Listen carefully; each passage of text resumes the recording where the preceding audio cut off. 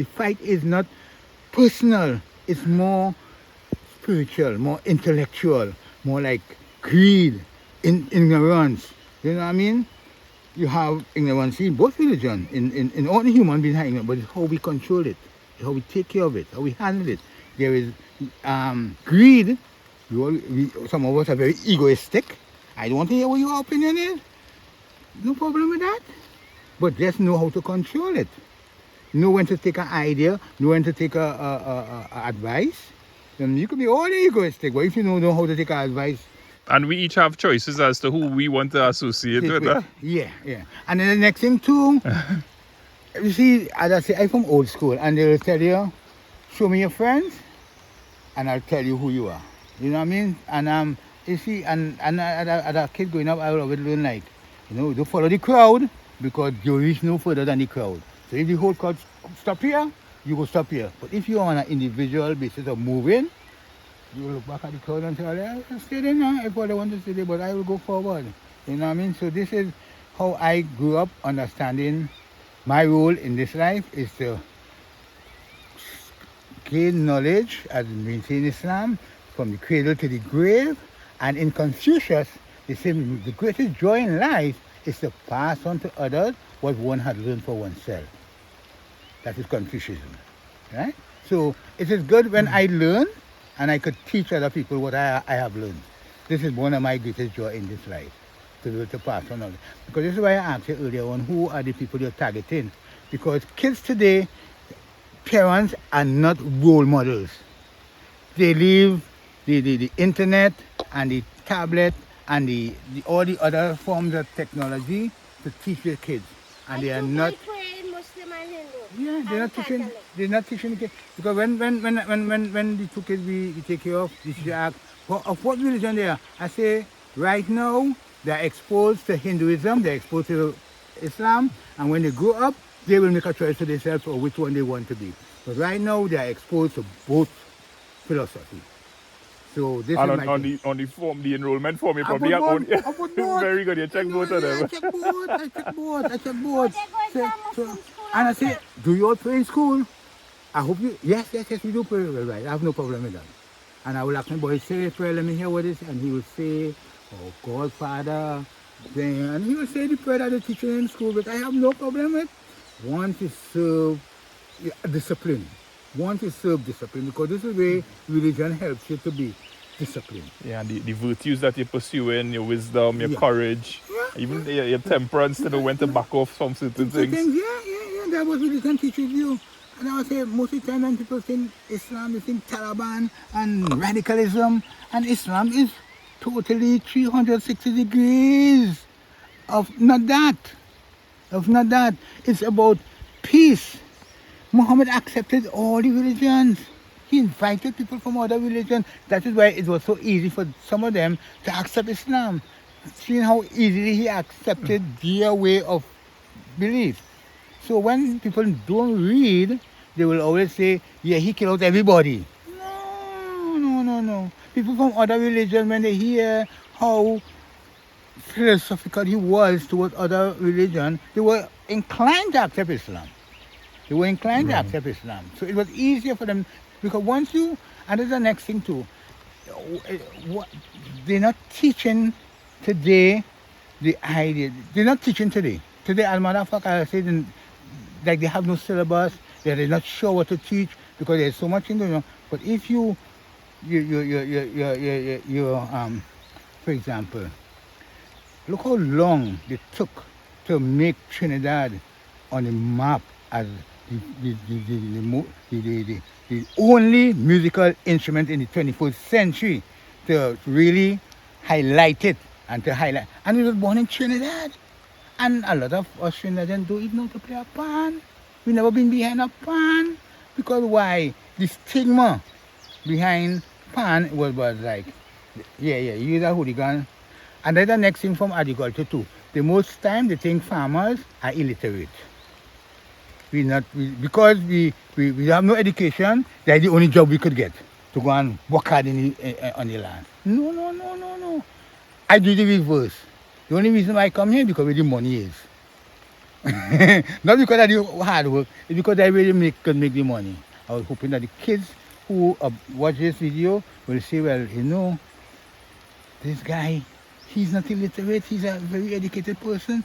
I have all my education, because I have met people, farmers on the next side, whose children has PhD, all kind of degree, and they prefer to go back into the farm. They prefer to go back into the farming, because with all the PhD, they can't get a work. They can't get the work that they overqualified for. Yes. It really is a lifelong commitment you're making, huh? Yeah. And then too, although I have the computer and everything, I'm not addicted to it. I'm not addicted to it. Maybe when I go to play chess, my wife might find, because he read on his computer long, but once it's chess, I'm playing against opponents from all over the world. He ain't get me to move there until I lost a game. Really? When you play chess on the phone, the computer? Yeah, on computer. It's nice. And I'm not leaving there until I lose a game. Maybe when I lose a game, then I go get upset. Nah, I don't. But I played for all over the world, guys from all over the world. I've beaten everybody. Fantastic. You have a chessboard on your own too? A physical chessboard? No. Okay. Never had one. Believe me, I never had a chessboard on my own. But I learned it in primary school. I went to secondary school. I won a trophy. A matter of fact, for the school that I attended, it was Southeast Port of Spain. We beat every single school in Trinidad, down to those big prestige schools like St. Mary's. We beat Fatima. Even Polytechnic at the time, we had only 6 formers. Our school was triumph over all those schools. We were triumphant over even all those schools. So I love chess because it keeps my mind, how to say, physical. Like when you do weightlifting, this is what chess does to me. I lift weights with my mind when I play chess. So it's more like a physical inducement when I sit down to play chess.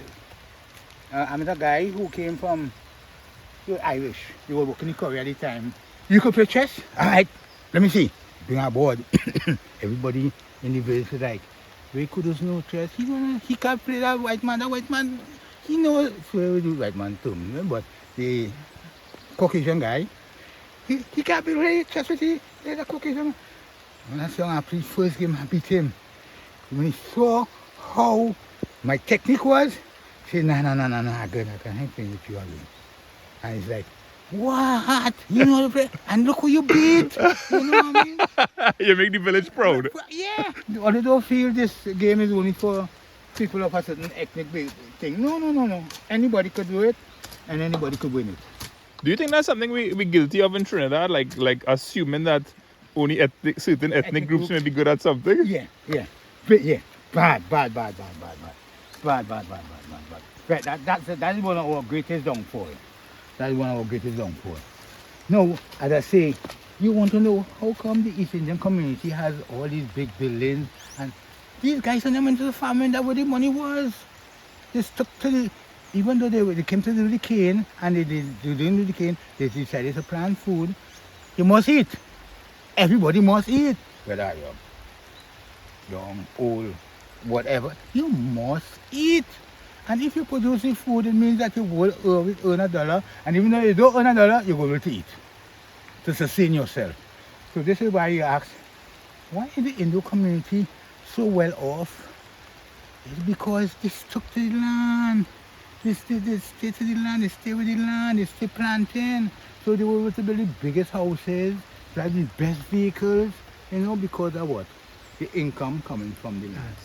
So you want to know why one ethnic group does better? It's because they made a sacrifice. And then too, as I say, they make it look so hard to this, because what happened to the African experience on the land as African, our African parents decided that to instill in us, that's a bad thing. Stay away from the land. You know what I mean? Or you could get work somewhere else. You want to do the gardening, do something else. You know what I mean? And they hot sun and rain, what are they going to do? No. If they had taught us, don't mind we came here and sleep and we had to work the land, that is where we all will eventually end up. they never instilled that in us. They always thought that this is a bad thing to be on the land. And this is why, right now in Trinidad, you want to know why the East Indian community is doing so much better.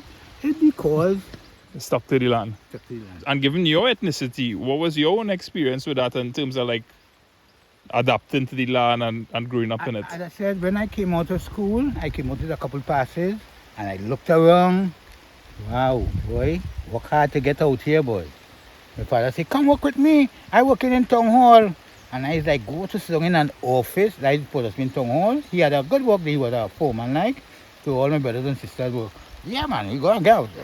Work in town hall. Who ain't going to Invector area would go and do clerical work. And I was like, nah, Dad, that's enough for me now. This clerical work and sit down in a desk, Dad. And he was like, well, in 1970, when we had our revolution, it was like people began to get conscious. This is where my name came in, because at that time I was too young, but my father understood how conscious I was, and I asked him to change my name to something instead of a slave name. I wanted something that would be more fitting me. So he decided, okay, that's your choice. I will sign the information form for you. Went to a lawyer and name change. So you changed your name? Yeah, my name changed. Yeah. It was Marlon Hernandez. And it is now Kudus Muhammad. what does Kudus mean? Holy One. Holy One. Yeah. Mr. Kudus, come in here. I said to myself, I say, you know, I wonder if you like I heard the name Kudus and it kind of sung. Strange. Yeah. So I wonder if this is Mr. Kudus's real name. And it's so fantastic that you just naturally led to this story. Well, in 1970, there was a revelation change with consciousness of black people started to realize how conscious they are and how wanted to be free. And I was like, I adapted it very early at the age of 12. So at the age of 12, I was really conscious of what I wanted to be and who I wanted to be. So when I told my father... Conscious in terms of even like being a farmer. Yeah. On Because the when I told my land. father I'm going to the land, he said, the only advice I will give you, do not work this land in partnership with nobody. That's the only advice he gave me. And I was like, okay. And I decided to come on the land. Well, in 1970, my other brothers and sisters say, you're going to the bush, they go tell you that gorilla, and they go kill you, you know. Because in 1970, we had the little revolution. And what happened, Eric William, in his wisdom as a prime minister, decided to try to help uplift black people by giving them the opportunity to get own land. 1970, Right. and 1970 talking about. You're not living in Caura back then? No, Okay, good. school at the time. Right. School at the time. But as I came out of school in 77, the fight was still going on. So when I told my parents and my sister that I'm going Caura to plant land and things, they say, what? They go kill all in Caura? They say it's a gorilla. You know what I mean? Because you know, the idea of how they perceive Yes. the land to be, and it's kind of discouraged too. And I was like, so when I came to the land, I was confronted by no other than Mr. Burroughs, right in front of my gap. At the spot here in Caura. In front here, I was confronted a couple of years after by Mr. Burroughs, and he came and he's like, here what? Once all you come in the bush to work, hoe and cutlass and thing, I have no problem with all you. Once all you come with gun and all of that. And I was like, yeah, I come to work the land. And he said, okay, all you fix up. And he left us. And well, the land is already surveyed because after all these years having to fight with the government to own the land, although they gave us the land, they had never given us ownership of the land. So you had no tangible proof that you own the land. But having stick on it, and I went through the process of a probationary period. I got through that, and then after they came on the survey the land, 5 acres, and even up to today, I still getting fight down because somebody from in the village wrote and tell the people in the agriculture that I only building house and not working the land. It was so comical that when the people who and you see those in authority ain't putting on no boots and coming to see what's going on, they will write me a letter saying, Mr. Muhammad, come in. We hear you only building house and you're not planting the land. And I was like, hear what? I need to write you all a letter telling you all to come come and see what I am doing in order to make that assumption. And I did write a letter, I cried to them, and they were like, oh my God, what are we doing? You know what I mean? So when they sent the agent, they saw that I was only, I told them emphatically, after working hard all day, I needed to be comfortable. I don't want to be in an outhouse, in a galvanized block around thing. I needed to be comfortable. My wife needs to be comfortable. When we're done work for the day, we're able to use our bathroom inside, toilet inside, we're able to rest ourselves. So I built a big house with everything in it. And because I'm working hard, I'm making the money. Of course. You know what I mean? You're enjoying the fruits of your harvest, man. So they were like, let me leave you alone. Yeah. And know? it's wonderful to see the evidence of the work that you're doing. But we always have something coming, eh? And I say, that is a cabbage. And a while again, we'll be harvesting that cabbage. Because we plant in a way that we always have something coming. One of the things that I really admire is when I came here, your wife had just started. Right there, I was in boat. And you all have made all this progress Yeah, in a short space of time. And I'm glad you came out and you decided not to sit down inside and make that kind of thing. I'm glad eventually you did that. Because it showed me that you're really into the researching of things. Because most people, as I say, when those guys who come from the ministry, and I see you come, and you don't have on a boot, and like one came the other day, boy, you know, he's down in the center we have, and one farmer to come to him. He's the extension officer for the area, and one farmer to come to him, you understand, because he don't want to come outside in no hot sun, and I was like upset. And I go to the ministry, to the extension office, and I made a report. I say, this officer refused to come on the land. I have to go to him in the center in order for he to hear my plight as a farmer, which I was very upset about. So when he get the report back, he come on in. He eventually came and visited me, and telling me, oh, he went on a land and somebody pulled a cutlass for he ain't coming on. I say, hello, you are an agent of the state. This is state land. You are an agent of the state, and this is state land. You entitled to come and visit my property at any time. Anytime you want to come 12 o'clock in the night to see what I did on the land, you're entitled to it because you are an agent of the state. Don't give me the excuse about, oh, you went for somebody and they pulled cutlass. I'm not taking that. That's a reason for you not to come to visit farmers, and your work is to visit farmers and enlighten farmers. I have to call her name on your program. If she's watching it, she will understand why I have to do it. Avril Charles was the last professional extension officer we had in the East-West corridor in Caura. The last one. After that, we have never seen. After 10 years, we have never seen. As a matter of fact, she brought a farmer's field school to Caura, where I learned about one of the terms I used earlier, integrated pest management, where we made a book. I have a book home, a book out of the types of system that we could use in the farming, like I was explaining to you about the insecticide use and things. That's where I learned that from. And she was the only real extension officer, Avril Child. If she hear the name, she'll understand why I use it. Under her guidance, Yes, you had education programs in place. Yes, in place, yes, as an extension officer, and that is what they're getting paid for. Because they went to university, they know the theory, they're supposed to come to bring it to the farmers and apply it. Because when we first came in here and the extension recognized us as farmers, they started to bring people like a guy called Dukaran, and he was able to show us where here was. This here you're making is a rainy weather bed.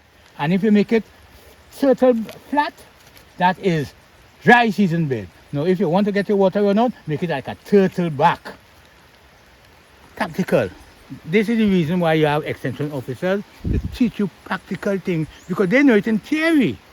So if you come and we who doing it practical, give us a little extra information and we apply it, it will make our farming much easier. Yeah, I'm so happy you're talking about topics that I am curious about, because I'm wondering, what does the young farmer in Caura they're coming up, yes, they may be learning from their parent, their grandparent, but to say what is in place that they could access something, whether it's from a guidance, a field officer. Yeah, no. They're not doing their work. They're not doing their work.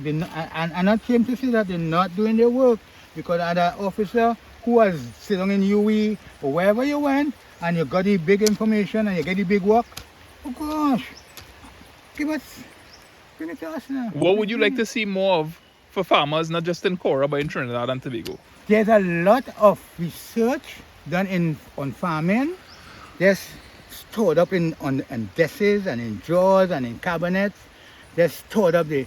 If you don't want to bring it out into the field, put it up on the internet so farmers could access it, because most of us have internet access now. Bring it out. Bring it in, because it is there. The information is there. But for one reason or the other, I don't know why they don't want to make farmers educated, and they feel that we should remain uneducated. I don't know the reason why, but my take on it is that if you educate somebody, you empower them. And we really don't want people to be empowered. It's easier for a government to keep you poor. You know what I mean? If you're poor and give me this now, and give me a work now, they could puppeteer. They could be like a puppet. But if you educate you could say, well, you know me, you see me, you're not doing the right thing. I'm going to look for somebody who speaks the language I am speaking. They don't want that. They want you to always hear what them want you to hear. So if you decide to step out of that, it means that you start to educate yourself, you start to understand things other than what they put a blind. You know, like have a horse and they have you in the blinders, the people to have you like that. Imagine a man who's selling chemical giving information that an extension officer has to do. And I have to compliment him on it. And we just take relics from everybody, government, everybody who wants to take advantage of us, we just take it. So I'm thinking about what you're just saying there as a farmer, you know, having belly and taking relics, right? Yeah. What, how are you able, because when I meet you and your wife, you all always have a pleasant disposition. Now I am well aware that people can have a pleasant disposition, but they're going through different hardships in their life, right? Good. So what advice do you have for people who seeking peace and joy in life? Don't ever let anyone I say, don't let anyone steal your joy. Don't let anyone, no one steal your joy. I went to a doctor and said, boy, that's a real stressed out boy. He said, what? You're paying them to be in your head or what? He asked me that. He said, you're paying people to be in your head? No. He said, well, get them out your head. So this is my take on it, my disposition. And then it kind of reflects back on her. Because even when she's angry, and I was like, and I have nothing to say, then she should go along and I just tried that too. No, well, it takes two to tango. So if one decides, well, this is me and nothing to say now, and 90% they right, eh? You just be upset because they're right, eh? Yes. So not because you being wrong, eh? They're just upset because they are right. So that is... Oh gosh! Right, so you find that there's no animosity between us. We never argue. We do argue, but the argument don't last more than 10 minutes because I will either come in the garden, walk away from it, and check myself and say, no, she's right, you know. But I can't tell she that right away. I can't tell she right away. I had to do like if, you know, I the boss. But sometimes she the boss most of the time because she's right.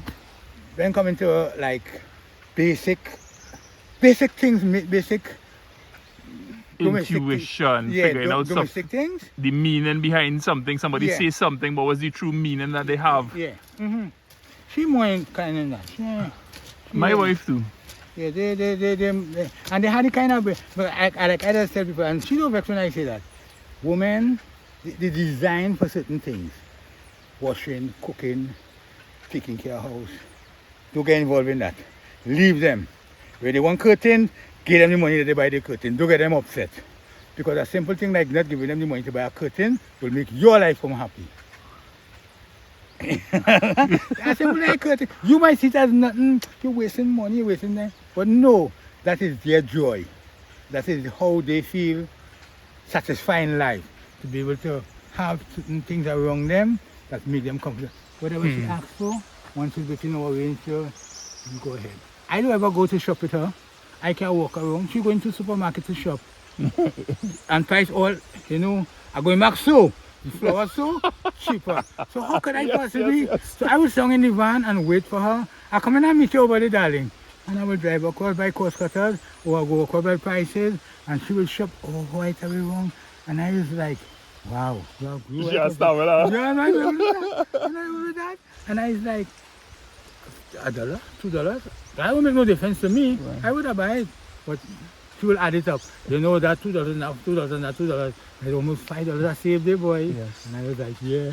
I remember when, I think it was a Tuesday or Friday when I went into a Chinese restaurant and I saw you all having dinner. Yes. And that was so pleasant to see you all making the time for one another. Whenever we exhausted or we work hard, at the end of the day, she will say, I ain't cooking, let's go for a pizza, girl.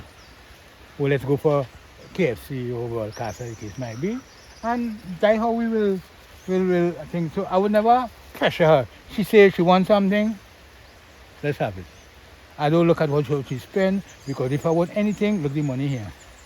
I want chemical, look the money here.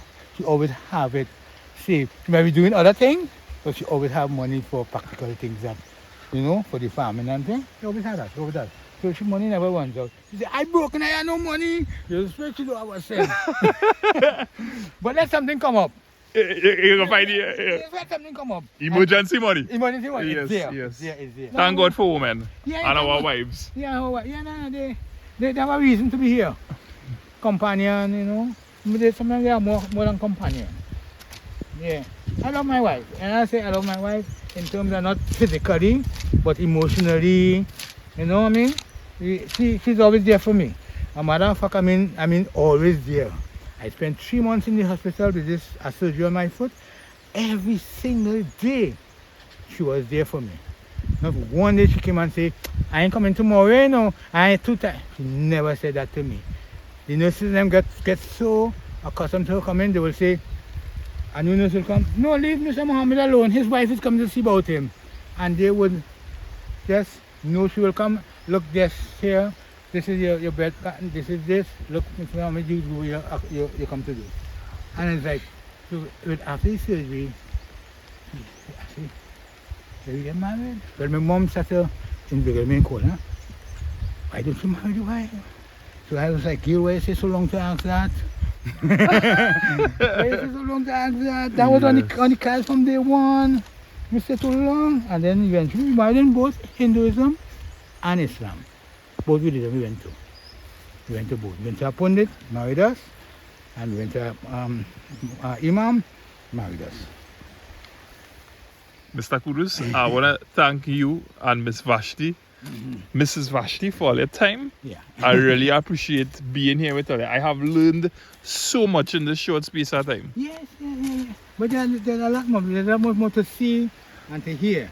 A lot more. Yes, God willing, when you all harvesting, I would love to come and spend a morning or a day working with all you. Okay. All right. Here what? You need to gather up all this cabbage here because you're taking that with you. I don't know. Okay. You may help you? No, it's fine. I will You handle it? All right. Yeah. Yeah, you pick up all this cabbage. You go ahead. All right, you go ahead. Thank you very much, sir. Yeah, darling, let's call it that because the rain want to fall come now. Yeah, I know. We have to go down the road there.